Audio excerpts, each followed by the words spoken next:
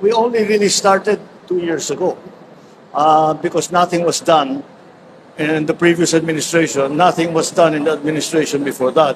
So, Wala pa man si BBM sa pwesto. Nangyari yung Yolanda. Oo. Is Noynoy Aquino. Oo. So si Duterte ang tumutulong dito. Tinuloy. Kasi, opo, siya ang tumulong talaga.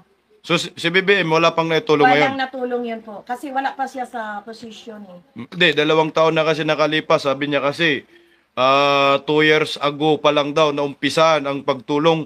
Meron ba siyang nautulong talaga? Hindi. Wala sir. Kasi 10 years na ang Yolanda eh.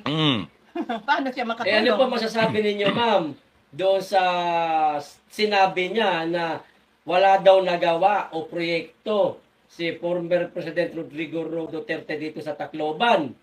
Wala daw nagawa. Totoo ba wala nagawa? Para naman ginagawa niya kita yung tanga, ang mga taong bayan hindi nakakita sa mga ginagawa. Sasabihan tayo ng ganyan. So, hindi siya maganda talaga. Dapat magsalita siya ng tatapat at totoo. Kasi, hindi man pwede sasabihin niya yon kasi alam na mga tao kung anong ginagawa ni Duterte. Oh, syempre, babalik sa kanya. Nakakahiya siya. Bakit magsabi siya ng ganyan? Nako.